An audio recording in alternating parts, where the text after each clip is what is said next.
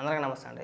ఇప్పుడు మీకు ఒక కామెడీ వీడియో చూపిస్తా. ఎంత కామెడీ అంటే రాత్రి సాక్షి టీవీలో ఈశ్వర్ కూడా ఒక డిబేట్ పెట్టాడనమాట. ఆ డిబేట్లో మనోడు స్టార్టింగ్లో కొన్ని పంచ్ డైలాగులు వదులుతాడు. మామూలు ఎటకారం కాదు అది, అంటే మామూలు కామెడీ కాదు అది.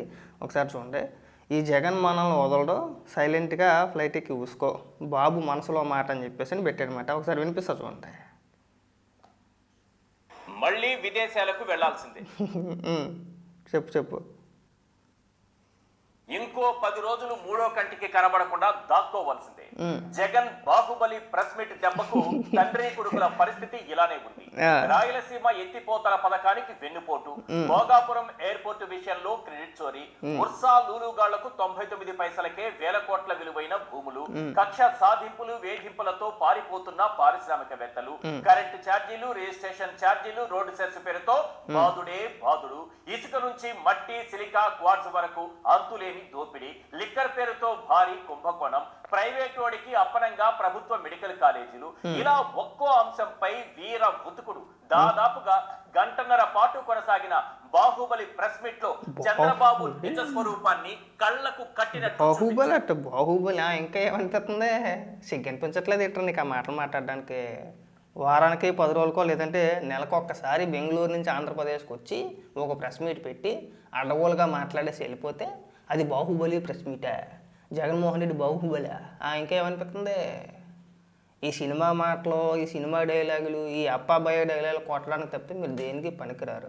నిన్న ప్రెస్ మీట్ పెట్టాడు కదా, ప్రతి సందర్భంలోని కూడా 15 రోజులకు ఒకటో లేదంటే 20 రోజులకు ఒకసారి ప్రెస్ మీటో లేదంటే నెలకు ఒకసారి వచ్చి ప్రెస్ మీట్ పెడుతున్నారు కదా. ఇదేదో అసెంబ్లీకి వెళ్ళి అడగవచ్చు కదండి. జగన్మోహన్ రెడ్డి ఎమ్మెల్యే కదా, ఎమ్మెల్యే కాకపోతే అది వేరే విషయం. సరే ఎమ్మెల్యేగా గెలవలేదురా బాబు, అసెంబ్లీకి వెళ్ళలేడు అనుకోవచ్చు. ఎమ్మెల్యే గెలిచాడు, మీరు మీ అంతటి మీరే ప్రతిపక్ష నేత అని చెప్పేసి అని అనుకుంటారు. రాష్ట్రానికి మాజీ ముఖ్యమంత్రి. మరి ఇన్ని మాటలు మాట్లాడి మీరు అసెంబ్లీకి వెళ్ళి ఎందుకు మాట్లాడట్లేదండి? అసెంబ్లీలో అడిగితే కాదా? అసెంబ్లీకి మాత్రం వెళ్ళరు. ఈ బాహుబలి అసెంబ్లీకి వెళ్ళలేదు ఇక్కడ. మళ్ళీ ఈ బాహుబలికి అసెంబ్లీకి వెళ్ళాలంటే భయం మళ్ళీ తుర్రుని పారిపోవాలి బెంగళూరుకి కదా. ఈ ఎదవెలివేషన్లు ఇస్తానికి తప్పితే మీరు దేనికి పనికిరారా. నిన్న మాట్లాడాడు, మేము చూసాం జగన్మోహన్ రెడ్డి ప్రెస్ మీట్. సింపుల్గా భోగాపురం ఎయిర్పోర్ట్ మా నాన్నగారి కళ అండి, మా నాన్నగారి కళ కాబట్టి మా నాన్న కళ్ళ వచ్చి చెప్పాడు కాబట్టి నేను కట్టేశాను అంటాడు. ఎవరు కట్టారో ఏంటనేది అందరికీ తెలిసిందే. జగన్మోహన్ రెడ్డి వ్యతిరేకంగా ఎన్ని పోరాటాలు చేశారు అనేది మనం చూసాం కళ్ళతోటి. ఆ వీడియోలు ఇంకా ఉన్నాయి, ఆ సోషల్ మీడియాలో ఇంకా తిరుగుతున్నాయి. వాటిని పక్కన పెట్టేశారు. లేదు ఎయిర్పోర్ట్ నేనే కట్టేశాను అన్నాడు.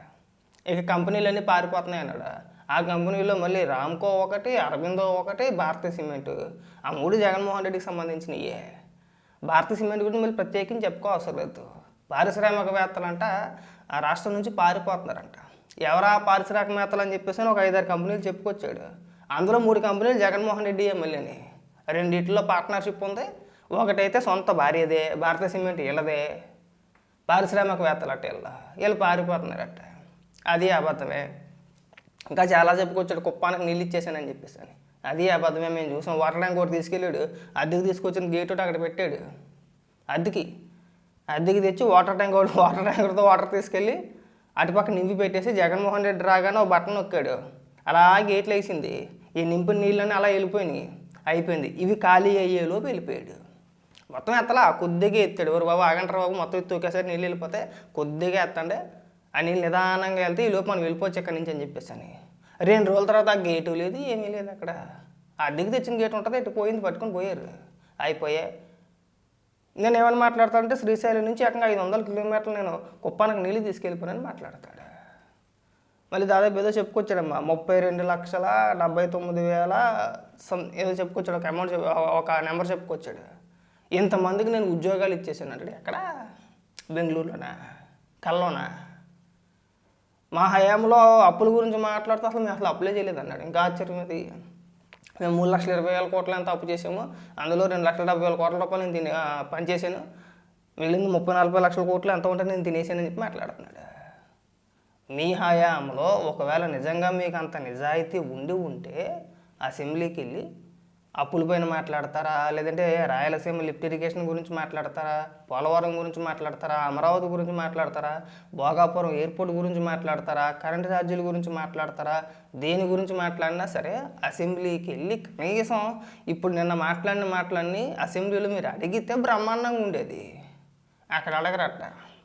ఇక్కడికి వచ్చి బాహుబలి, గోడ మీద బల్లి, బొద్దింక వీటితో పూలు చేసుకుంటున్నారు. ఇంకా ఈ ఎలివేషన్లు మానేస్తే బ్రహ్మాండంగా ఉంటుందండి.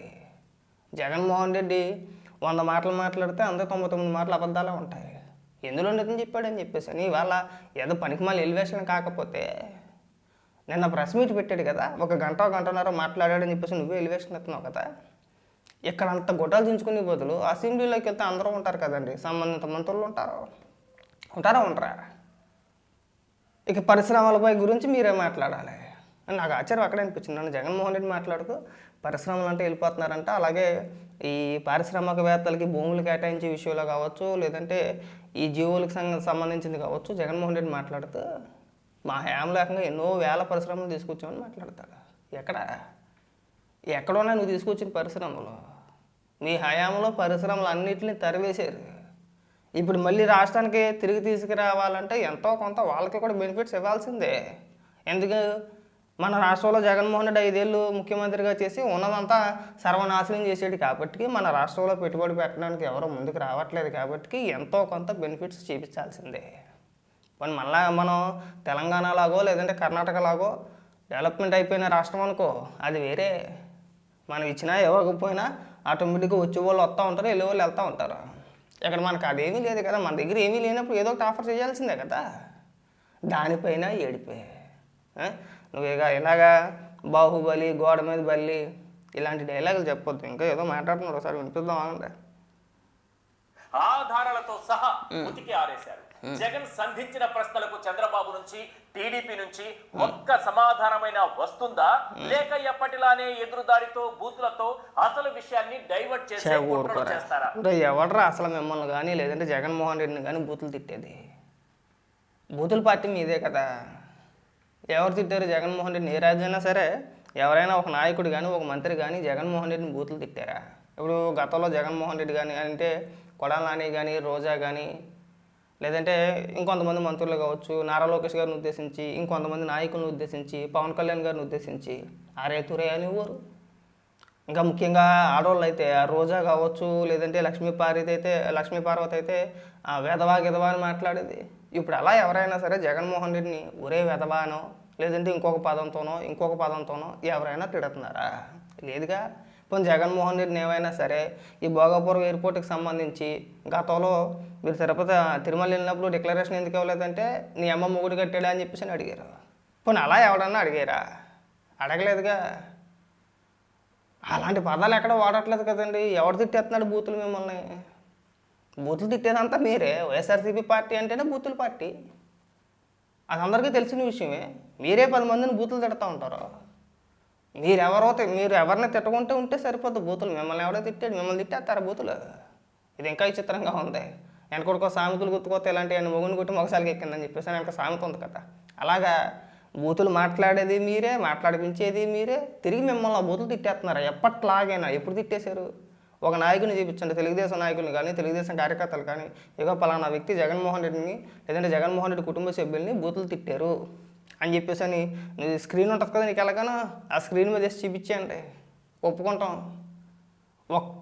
ఒక్కరు కూడా మీ స్థాయికి దిగజారిపోయి ఎవడో బూతులు తిట్టరు. నిన్న కూడా మాట్లాడుతున్నా రోజా ఎద్దు. మరి అంటే మహిళ అయిపోయింది కాబట్టి గట్టిగా మాట్లాడలేకపోతున్నాం, కానీ ఎందుకు మాట్లాడుద్దో, తాగేసి మాట్లాడుద్దో, తాక్కుంటా మాట్లాడుద్దో, లేదంటే స్పృహలో ఉండి మాట్లాడుతుందో, స్పృహలో లేకుండా మాట్లాడుతుందో అయినా ఉండదు. ప్రతి ఒక్కరిని వాడు వీడు అంటది. ఏదో బరి తగ్గింది, ఇది ఈడు చేసింది ఇదికి పెద్ద అని చెప్పేసి అని వెనకటికి సామెత. అలాగా ఏదో అందరికీ ఈవిడేదో బొడ్డు కోసి పోరెట్టింది. అలాగా అందరిని వాడంటది, వీడంటది, ఎదవంటది, ఊరే అంటది. గతంలోని అదే నోడదోలా, ఇప్పుడు అదే నోడదోలా కాదా? ఎవడ సంస్కారవంతంగా మాట్లాడాడు? మీరు అధికారంలో ఉన్నప్పుడు అక్కడ దాకా ఎందుకు? ఈ దరిద్రుడే, ఈ నికృష్టుడే. వీడు తమిళ ఏం పెట్టాడు చెప్పనా? ఉండేది నా దగ్గర మొన్నటిదాకా ఫోన్లో. వీళ్ళు అధికారంలో ఉన్నప్పుడు వీళ్ళు పెట్టే డిబేట్లో చంద్రబాబు నాయుడు గారిని ఉద్దేశించి ఎంత నిజంగా పెట్టాడంటే అంత నిజంగా పెట్టేటోళ్ళు. వీడు మాటలు కూడా అలాగే ఉండేవి. ఇవాళ ఈ ఎదవ కూడా వచ్చి నీతులు చెప్తున్నాడు ఇక్కడ. దయచేసి నువ్వు 10 మందికి ఉపన్యాసాలు జగన్మోహన్ రెడ్డిని బాహుబలితోనో గోడ మీద బళ్ళుతోనో పోల్చొద్దు. అంత ధైర్యం ఉంటే ఎక్కడ ఎందుకు ఎడుతాడు? అసెంబ్లీలో మాట్లాడతాడు కదా. అసెంబ్లీలో మాట్లాడరా, అసెంబ్లీకి వెళ్తాడు కదా. ఒకవేళ నిజంగా అంత ధైర్యవంతుడైతే అసెంబ్లీలోకి వెళ్ళి మాట్లాడమనండి, బాగుంటుంది. అసెంబ్లీకి వెళ్ళమండి, మేము ఇలాగే ఎడుతామండి, నెలకోసారి ప్రెస్ మీట్ పెట్టంగానే మీరు పొలోమని ఎలివేషన్లా ఏముండదు, అంతా డొల్ల తప్పుతాని.